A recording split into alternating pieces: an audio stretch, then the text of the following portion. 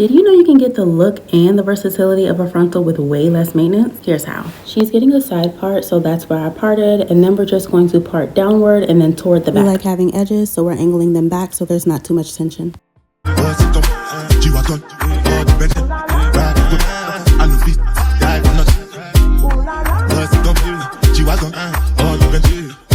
Your angles will become more vertical as you get closer to the back, where we'll start with the beehive. I like to save time by bleaching my knots while I'm braiding down, so I'm going in with 40 Developer and BW2 powder on a 5x5 HD lace 16-inch closure from Blessed Be the Mane, my company. We're leaving it on for about 20 minutes, just until the knots turn a golden yellow color. If you need a full tutorial on this, I do have one and I'm linking it below. Keep the cornrows going in the same direction until you get a little bit past the ear. I like to connect the ends of the previous cornrows into the cornrows after them. You don't have to do this, but if you're interested, here's how. I just feed the end of the previous cornrow into the cornrow that I'm currently braiding and reposition the hair however I need to so the braid comes out about the same size without getting super big. In other words, I keep borrowing hair until the size of the braid is consistent. On the other side, we're going to repeat the process and connect them the same. It does help if you don't braid all the way down when you're connecting them. It makes it easier to feed the braid into the next cornrow. After we do the cornrows for the part, we're going to start on the beehive. You can start it wherever you want. It really doesn't matter. If you've never heard of a beehive, it's just cornrowing the hair in a circular pattern. If you've made it this far and you're not subscribed, I don't know why, because you're getting everything that you need. You don't need to watch another video. Go ahead and hit that button because there's so much more where this came from. The beehive can be a little bit tricky just because you're working on the thickest part of the hair, which is like the back, and the cornrows can get very big. So just watch your sections. You may need to make smaller sections so the braids don't come out too big. The knots are done bleaching and they look so good. While the closure is wet, pluck the hairline and throw it in the dryer or set it next to the blow dryer. If you need a tutorial on how to bleach knots, I've already done one. I'll link it in the description box for you. A plugging tutorial has been done as well, and I will link that in the description too. I added a little braiding hair to the end of the very last braid, and now I'm going to go in with this leave-in.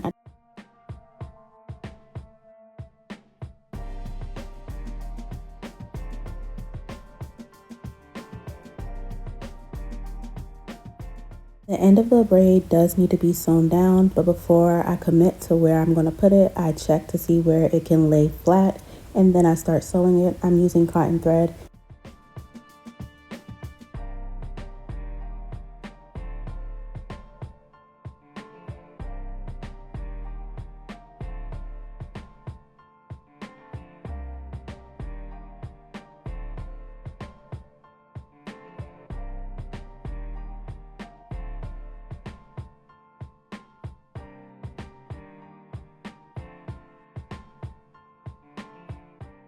I'm measuring out how much of the net I'm going to need, and then I'm sewing it down.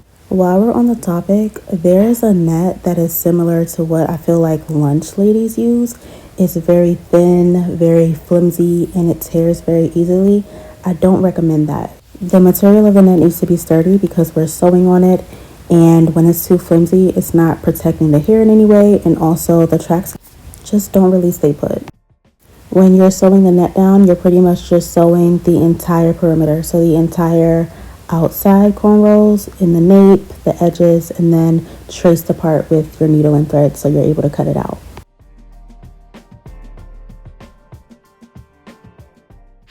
To close my net, I'm just going to fold it as flat as possible and then sew it in place.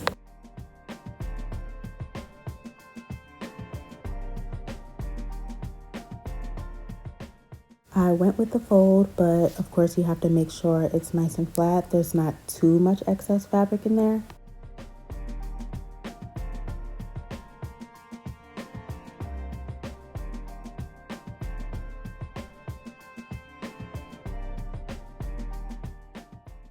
Once you're finished sewing, you're going to cut off the excess cap. Make sure you don't cut too close to the stitches because you don't want it to unravel.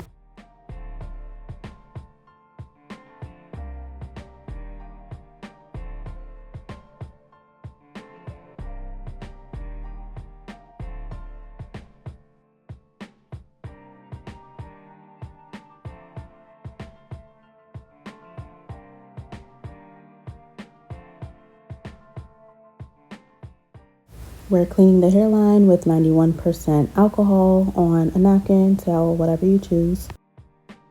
She's wearing makeup, so I'm making sure to really get all that makeup up and make sure we have a really clean canvas for the glue. I'm using the Got To Be glue to slick her edges back.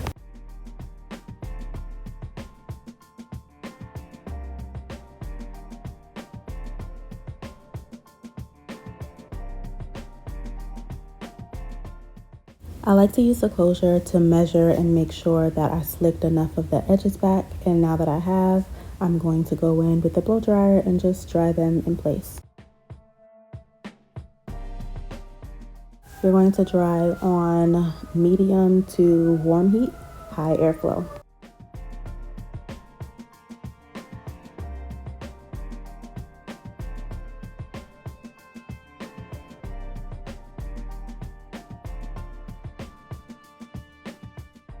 Use the closure to measure and make sure you slicked enough of the edges back and to know exactly where you're going to need to put the glue.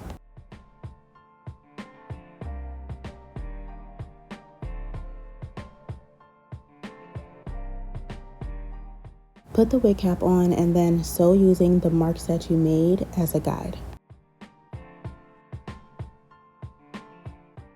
That probably sounds a little confusing, but basically we only want the cap where their closure is going to be.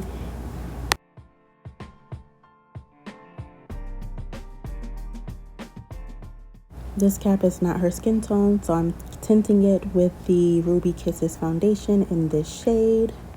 I think this is Ruby Kisses number 14.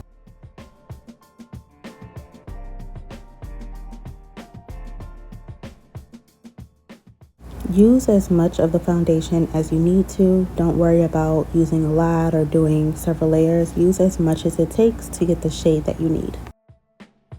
You have a pretty good match. You're going to go ahead with your glue. I'm using Supreme Ghost Bond.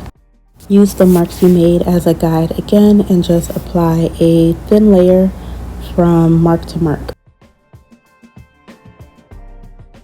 Then apply your spritz on top of the glue. This is the spritz that I used.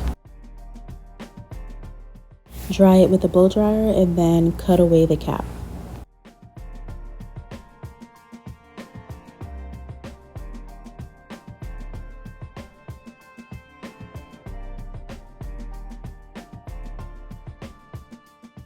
You might need to peel the cap back a little if the spritz pours over it, and that's okay. Just peel it back gently. Check one last time to make sure you made your bald cap white enough using the closure. Clean the hairline again with 91% alcohol. We want to make sure we keep the hairline free of makeup, oil, and all of that so the glue can stick for a very long time. Place small dots on the edge of the wig cap and then smooth them out as smooth as you can get it.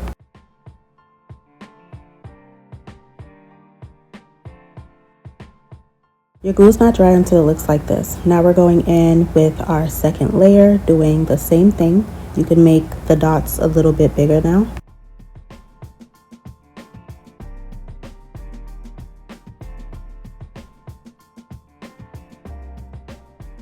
You smooth the glue out, make sure you smooth it out towards the back, and then you also want to make the glue about an inch wide when it's spread out. While the glue is drying, sew the bundles in. We're going to start from the back. Using 3 bundles today, I'm doubling the first bundle.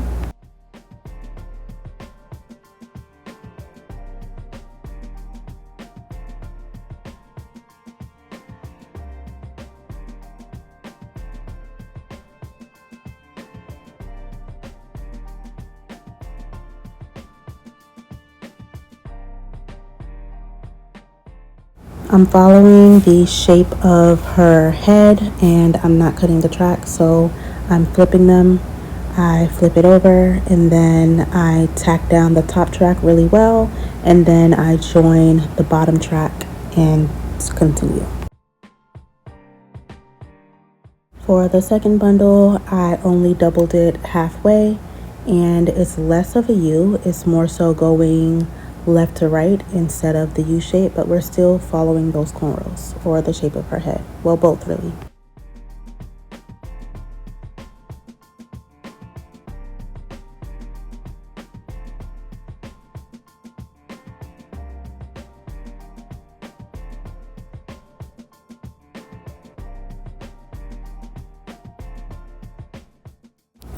Now it's time for the third layer.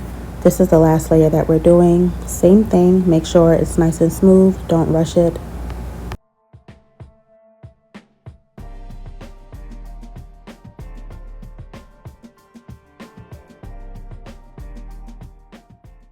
While the glue is drying this time, let's finish prepping the closure. Use a hot comb to double check and make sure you plucked a good hairline.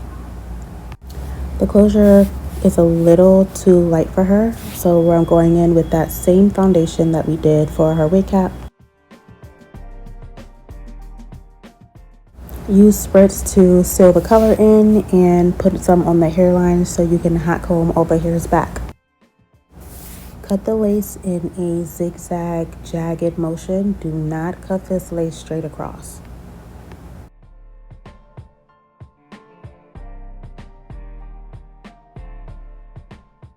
Before you place the closure into the glue, check and make sure you made the glue white enough.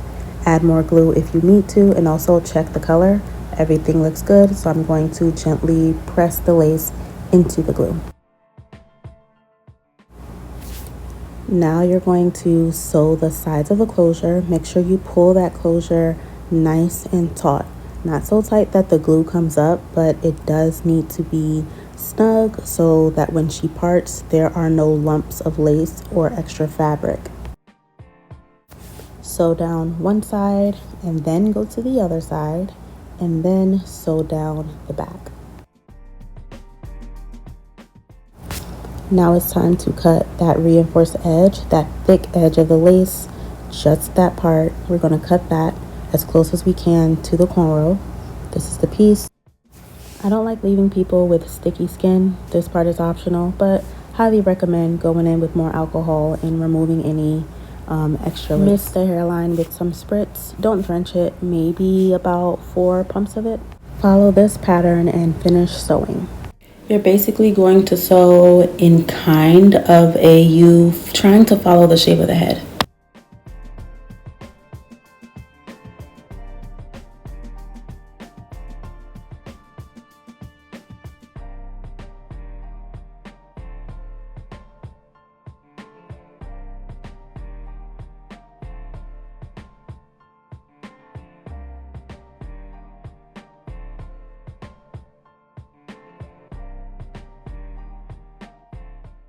Make your part and then start setting your foundation by using your hot comb and just pressing everything as flat as you can get it to make sure you like where your part is and how everything is laying. Once you're done making your part and hot combing it into place, now it's time to style. After about 5 minutes, the edges should be dry, so we're going to comb that spritz out to make it soft again and just define the part and start sectioning for the baby hairs. If you haven't noticed, your hot comb is going to be your best friend. So I'm just sectioning off for the baby hair. One trick I like to do is kind of pull the baby hair down and see if I like the thickness. That helps me visualize it and know how much hair to put out. Then we're going to cut it. If you want another baby hair tutorial, let me know in the comments. Use Nairobi styling foam to do the baby hairs. Be very, very gentle. You'll see that it's going to take several swoops, and that's okay. The baby hairs do take a while, but it's always worth every second. Baby hairs are very childish. They need a lot of guidance. So as you're doing your swoops, you do have to hold them in place. After you're done with the baby hairs, put the melt band on and let it dry. You can sit under the dryer or use a blow dryer and then fix your baby hairs with the Got To Be gel. The melt band can be a little tricky like that, but it's okay if you have to fix the baby hairs. I do too. You're fixing the baby hairs, make sure you're still being gentle so you don't accidentally lift up the lace. This is our finished look.